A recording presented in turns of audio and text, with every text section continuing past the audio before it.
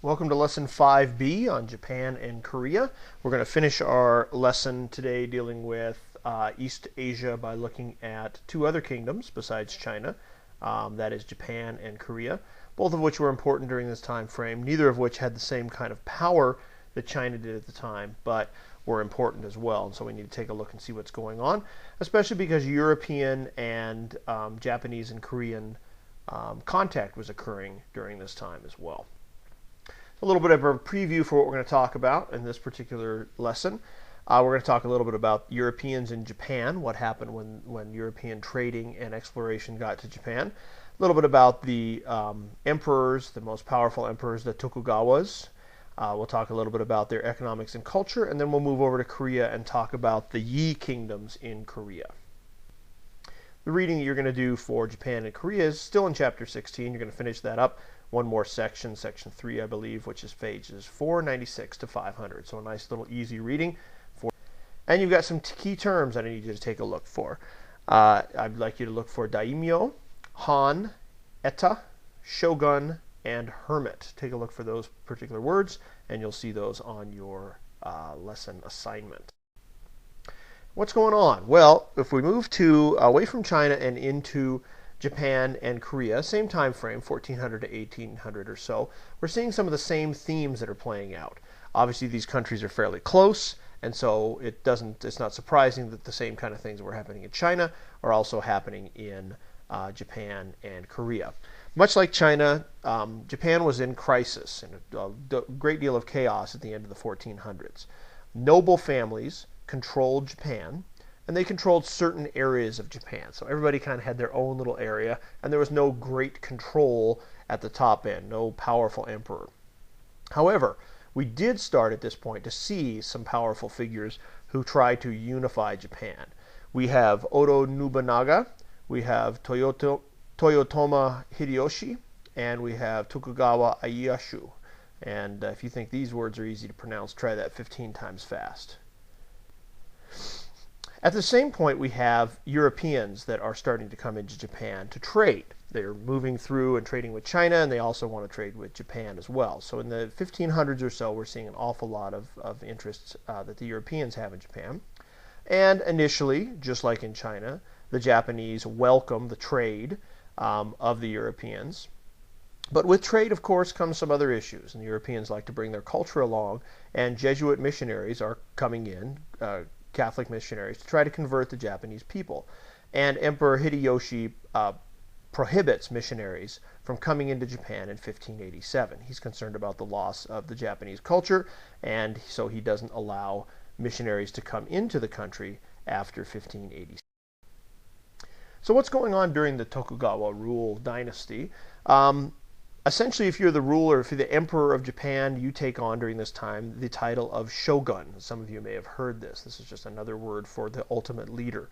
And at this point, Japan, the islands of Japan, are divided up into about 250 territories, all known as hans. So think about our states, or in a state, a county. This is a breakup, a division of rule called the han.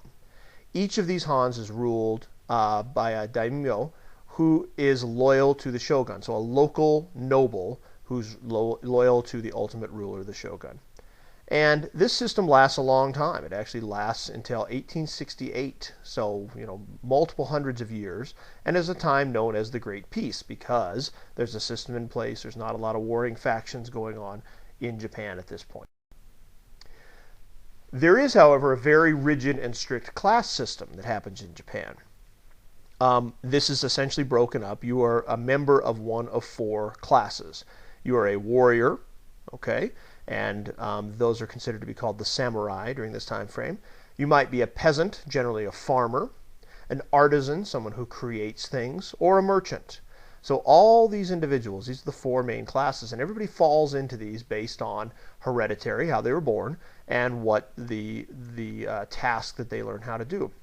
There's actually a fifth class as well called the Ita, and they are the outcasts. They're essentially, just like we saw in India, the untouchable caste, the group of people that do the most menial tasks and can't rise within the class system.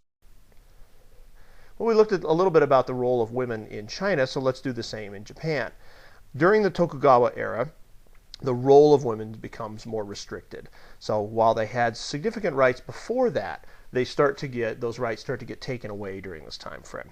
Just like in China, men are the legal and cultural heads of the household, so the man's word goes. Marriages oftentimes are arranged by the parents with little choice between the parties. So if it's good for the families to have a union between a man and a woman, oftentimes that will be arranged, and love doesn't enter into it during this time frame. And at this time, if you are a peasant, both men and women actually worked as laborers in agriculture. So it was equal in that way, at least, that both were working in the fields. A little bit about the culture of the Tokugawa dynasty. Certainly a lot of art. There's a lot of art that flourishes under the stability. When you have stable, long periods of stable government, oftentimes art and literature can start to flourish, and we certainly see that. Very famous Japanese poet named Basho writes haikus. Some of you have probably written haikus in English class, that particular structure. The kabuki theater is also something that's developed at this point, emphasizing action and music, and is still popular in Japan today. And Tokyo becomes the center of culture and government in Japan. So it rises to its center point as the capital of Japan during this time frame, and certainly is still now. If we go across to Korea, what are we seeing in Korea? Well, Korea, of the big three East Asian nations, China, Japan, and Korea, is unfortunately the least powerful of all those.